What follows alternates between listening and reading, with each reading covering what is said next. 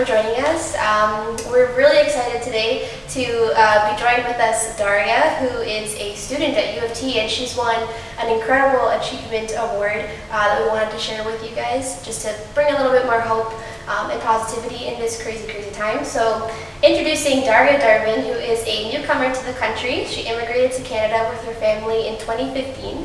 She's a member of St. Francis Xavier Parish, a member of the 7 p.m. choir, and the winner of the University of Toronto Rose Sheinin Award, which is awarded to the top female student in science at U of T. Thank you so much for inviting me and having me here. I am in awe by how much you've accomplished in the last 4 years, especially immigrating from India to Canada, right before university. Can you share with us, I guess, your feelings when you first heard that you won this award? First of all, I thank God for giving me that opportunity and making me come here and giving me the opportunity to talk with you. I think it's just by God's grace that I got this award. When I first heard of it, I didn't even know such an award existed. So I got an email and I had to search it up, what it meant. And I was pleasantly surprised because I did know I had good grades, but I didn't know I would get this award because I know many other people who have good grades. I know how hard people work. So it was a pleasant surprise, but I really think it's just God's grace that I could do this. There's nothing different that I did. I think it's just God's grace. Oh my gosh, I love that. I love how you bring in all the glory to God. That is so beautiful. And I guess, kind of what we talked about before was immigration to Canada. So your life in India must have been so different in comparison to your life here. What was your childhood like growing up in India? So yeah, I was born in India. I was born in the city of Darvin, which is the capital city of Kerala, which is the southernmost state of India. I had a very happy childhood. I think I'm very thankful that I got a very good family. I had a very supportive family, I think, and growing up as a child, it was just games and playing and everything. I have a lot of cousins who are kind of my age, so I just grew up with them. My parents are both physicians, doctors, and I have an elder sister who is 2 years older than me, and I think all three of them were very integral part of my life, and so I'm very close to them. So we were very close knit, I would say, growing up, and also. Yeah, so family life, my sister and me are kind of very close. So I think that really influenced me as a person growing up. And my parents, more than just physicians, they're also educators, I would say. So they kind of they're catechism teachers and they're very actively involved in church. So I think that's how I started getting involved in church. So my family is not only an emotional support for me, but also they help me grow in faith. So wow. And your sister lives in India, right? Did she come to India? Did she come here? She came here and now she's back in India. Wow. How do you feel about that? Having your sister so far away and then she comes back and then so far away? So when we migrated to Canada, we all came together. According to my sister's 10 times smarter than me. She finished her bachelor's in 2 years, and I still don't know how that's even possible. And then she decided that she wanted to go back to India and study medicine there. So it was a very painful process for me to get adjusted to that because we grew up together, we did everything together ever since I was small. She's kind of like a second mom to me. So she's whenever I do something wrong, usually it's parents who correct you. It's my sister who's more than my parents who guides me. Even when I was small, when we used to go to church, giving that habit to me, my sister used to tell us every day, let's go for daily mass, and she used to make me get up and walk to church and everything. So for everything I did, and my sister had a big role. So it was difficult that when she went back to India, but then I think it's an opportunity to get closer to God. I was very sad, so I used to pray a lot. I think praying for her increased a lot after she went to India. So I think you get used to it with God's grace. Do you have any favorite childhood memories? Yeah. So I think my favorite place back home was my church. It still was right now because so I grew up next to a church, and I think most of my childhood time was spent at that church. So it's called the Carmel Monastery Church. So it's a place where a lot of brothers come and study to become priests. So it's one of the churches where it's not a parish. It's more like a training period for brothers.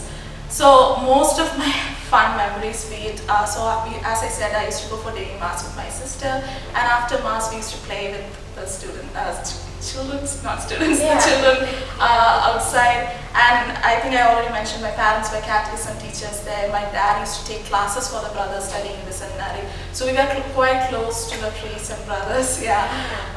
So that, I think, all the memories I had at my church, like even after I came here, adjusting to Canada in a social community kind of sense, the hardest part of my life was the church aspect, because that used to be a huge part of my life. And like we used to have our feast every year, which is the feast of Our Lady of Mount Carmel, where everybody from our city, irrespective of their parish, we all used to come together. We had like a weekend long prayer, and then we used to celebrate.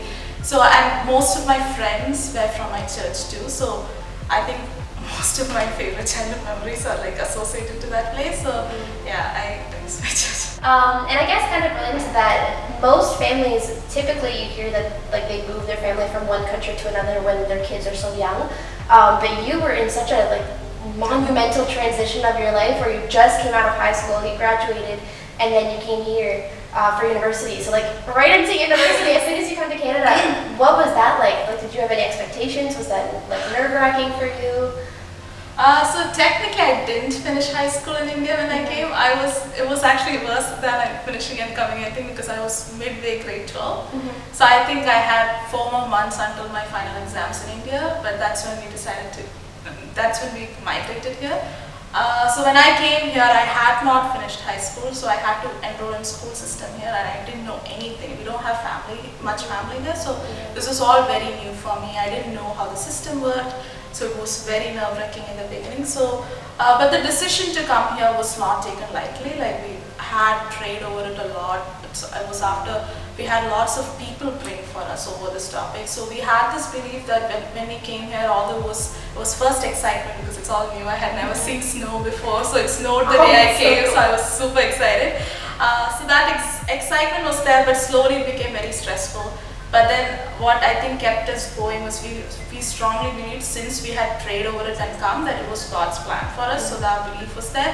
And rightly so, I think at the most critical moments, God sent us people who really guided and helped us. So as I said, I didn't know how the system worked, but right at that moment, I had a lot of friends who came to us and helped us understand the system. And I wrote the test here, and then I enrolled in high school here, and I met an amazing guidance counselor at school, and he allowed me to like graduate in 1 semester. So I just had to do 1 semester of high school. I had to do some online courses, and I had to do 4 courses in school and some online so that I could graduate. But they gave me the option of doing so, and I think so. After that transition to university, the scary part was high school for me, because that was the first new thing. University felt less scary because of that transition, I think. Wow. In your studies, at first you wanted to become a doctor, right? You were studying medicine, and then you kind of switched to math because you enjoyed the math program a lot, and then you went to geography, and then you kind of found the best of both worlds in public health. How did you make those decisions? Like, how did you discern to say, okay, like I think this is where God is calling me? So I think the desire to be a physician was there in me since childhood. As I mentioned, like both my parents are doctors, so something I think that I love about my family is, although they're doctors, it's not just their work. They bring it home and they talk to us. We have discussions both about their profession, about life in general, and also biblical discussions, which is a huge part of my personal prayer life. Like my family, we always discuss everything. So as a child growing up, from an academic perspective, I used to hear all these stories that my parents used to talk about their experience as a physician. So like my mom is a public health specialist, and she worked with the World Health Organization. So she would come home and share how she thought about the tsunami attack that happened in India, for example. There was a tsunami in Indian subcontinent a lot of years back. It's when I was very small. So she was actively involved in that. Although I don't remember the specifics, like the impact of her work, I still remember that. So I think the desire started growing when I was a child. But I was super confused as a teenager as to what I wanted to do. I liked almost everything I studied, so I really didn't know what to do. And although as a profession I always wanted to be a physician, but something that was stopping me from doing so was I always was scared. I love children. I love children. So So I was scared that if I become a physician, I see children in pain, that I wouldn't be able to handle it emotionally. So that's something I think my dad and my mom has a huge role in helping me overcome. So they used to pray a lot. They were like super, all of us were confused as to what we wanted to do. So we used to pray a lot over there for like, I think when I was 16 onwards, this was one of the major things we used to pray over, helping me find what I wanted to become in life. Once I was into it, I could see how they all connect well together, and public health is a huge interdisciplinary field, so I think I can bring all these skills together. And so I really thank God for helping me realize that this is my path. It was a long path with many ups and downs, but I think because we prayed over it a lot, I finally know what I'm going to do. Oh, that is so awesome. Everything in your life, it's almost like prayer is the basis of it, and then the puzzle pieces just like fit in. Oh my goodness, that's so true. And it's so beautiful that you can see the connection. Like maybe in the moment it was a little bit tricky to see, like, okay, how is this going to connect to this? But now looking back, it's like you can see how God worked. Yeah. We kind of talked a little bit about this when you talked about your family, especially in India. But what role, I guess, did your parents, your friends, church help you in finding your path to success? So I think that strong belief that my parents had and how actively involved that they were in church activities, that inspired me a lot growing up. So academically speaking, I think they are very hardworking people, so I kind of followed their lead. Also character-wise, also I think that gave me the values that I have right now, which allows me to work hard and I think succeed academically. So yeah, they're a huge part of why I'm here today. And also, it's not just the inspiration and all that, it's also the emotional support they give. So I think everyone has different support systems. For some people it's friends, for some people it's mentors. For me it is primarily my family. So whenever I have something troubling me, I share it with my parents. Whenever it's a happiness, I share it with my family. So they're the first people I turn to, and they're always there for me, and I think that has helped me a lot to be where I am right now. Church, I think I already said like the biggest thing. It's like the basis of your life.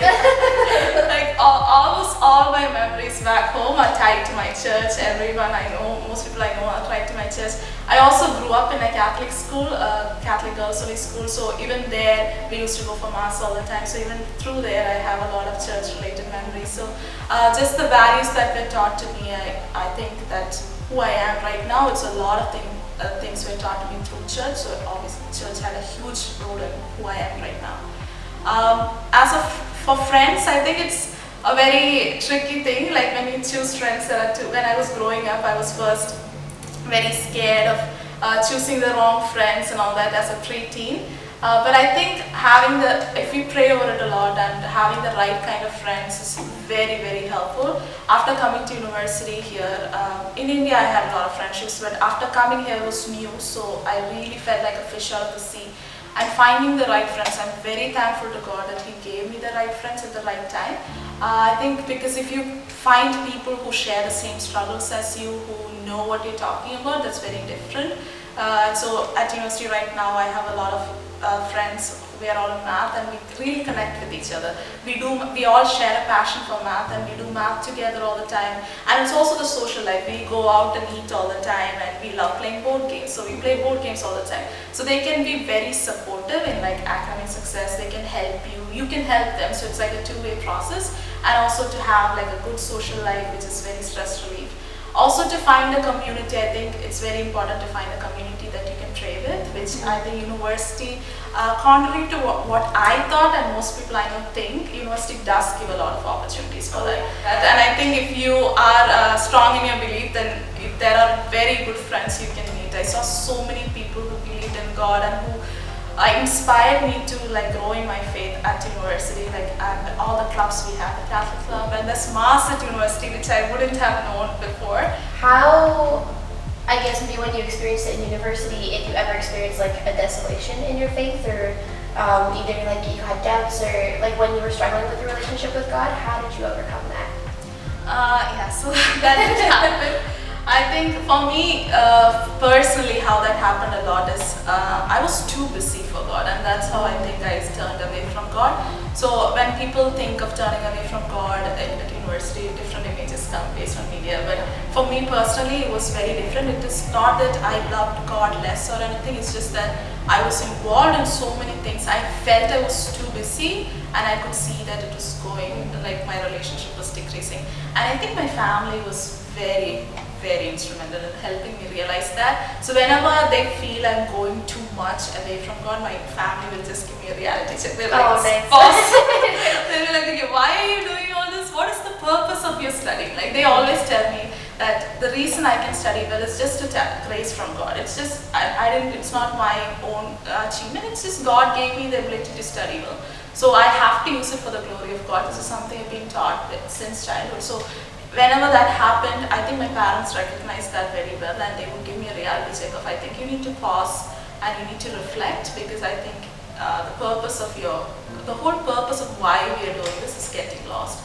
So when that happened, I would focus more on my personal prayer, because there would be times when I had like a zillion exams and my prayer time would be reduced to like seconds instead of, and it was very sad.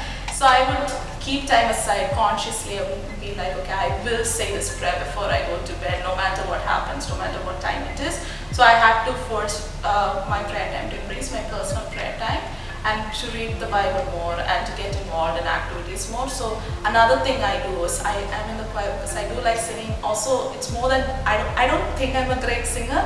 More than that, the reason I love being in the choir, I used to be in the choir when I was small too. So I think I pray better through songs. So I feel like I connect better to God through songs. So when that happened, if I'm too busy, so what I used to do is when I'm going in my car to my school or in the bus, I used to listen to Christian songs, worship songs. So, and I used to sing along, and I think that helps me personally grow closer to God. So I used to find ways that I can still pray without telling, oh, I'm too busy, I don't have time. Everyday prayer life, personal prayer, reading the Bible, also family prayer, which I think is the most important of my daily prayer life. So during my family prayer, we have family prayer every day, and what I personally think made an impact on me the most is after we read the Bible, we have discussions which can last hours. And it's, as I said, so my parents take a lot of classes and they are very knowledgeable about the Bible, so they have a lot of things to say. And it can turn into debates if my sister and me disagree, and we connect different passages of the Bible and see how it connects to the Old Testament. We really analyze it and we learn a lot from it. So that's the thing that impacts me the most from my personal family prayer life. And then I unfortunately, after coming to Canada, I couldn't come to Mass every day because of university time and when the Mass is. But whenever I can, I went to the Mass at school, and obviously coming to Sunday Mass and trying to get involved in church activities. So when I came here, in the beginning it was slightly difficult for me because we were moving around quite a bit. It's only like recently we found a parish, we settled into Mississauga, we found our parish. And then I wanted to get involved. Hopefully I can be more involved in church. So I think just taking the time to pray to God personally, and I think family prayer for me, what stands out is my family prayer. Oh my gosh, that's awesome. As you know, like we have a very active youth ministry here at St. Francis Xavier, and we have a lot of teens who are graduating this year. And I've heard so many questions about like transitioning from high school to university, either like stresses about academics, stresses about chaplaincy, about the faith life. Do you have any advice for these grade 12s on how to maintain your faith in university?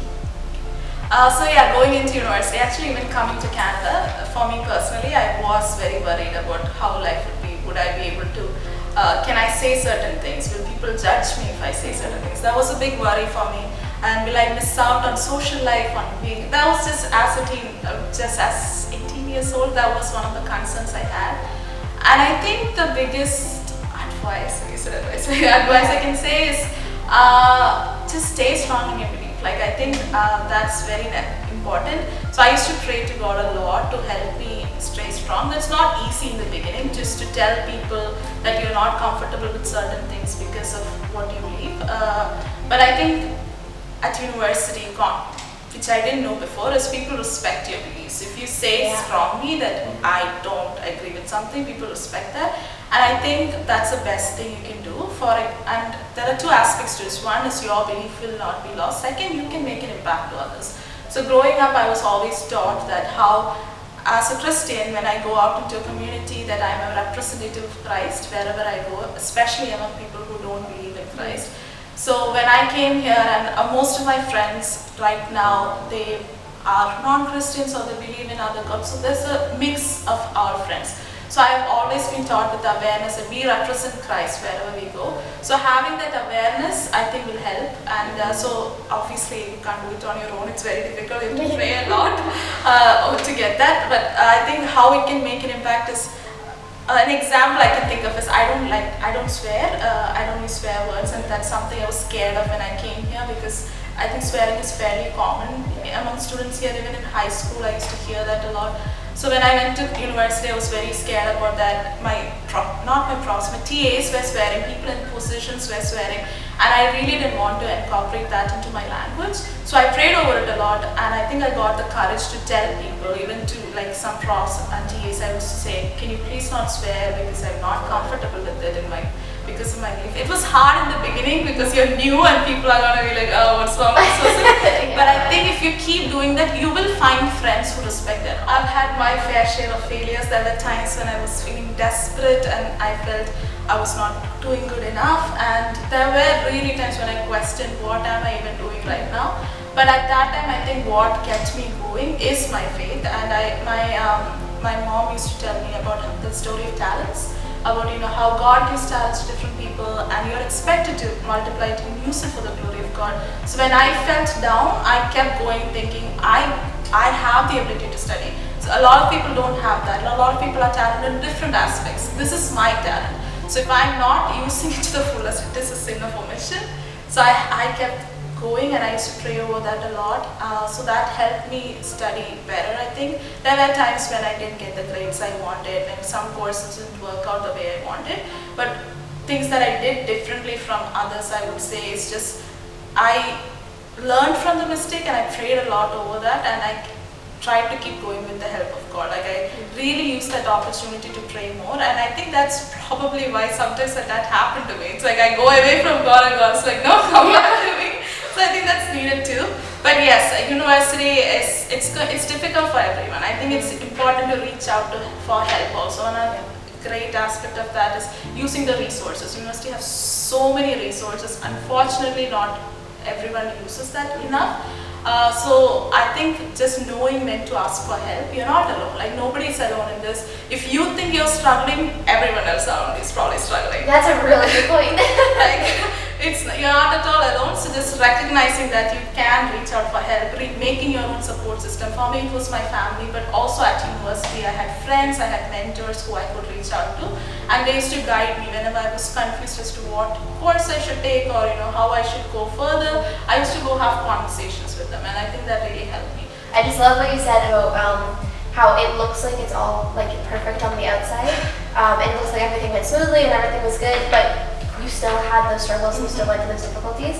And immediately in my head I was like, that's exactly what happened to the Saints. That's exactly what happened to them. It's so easy to focus on the good stuff about them that we kind of forget that they also had struggles. And so so I just think like you're a testament to those Saint stories and how powerful it was. And I want to thank you for joining us here today to share your story. I was moved in so many different ways. I don't know if you can see the goosebumps because you touched my heart at so many different levels. So thank you very much for coming. Oh, thank you for having me here, and thank God for giving this opportunity. Amen. Thank you. Thank you for joining us. God bless.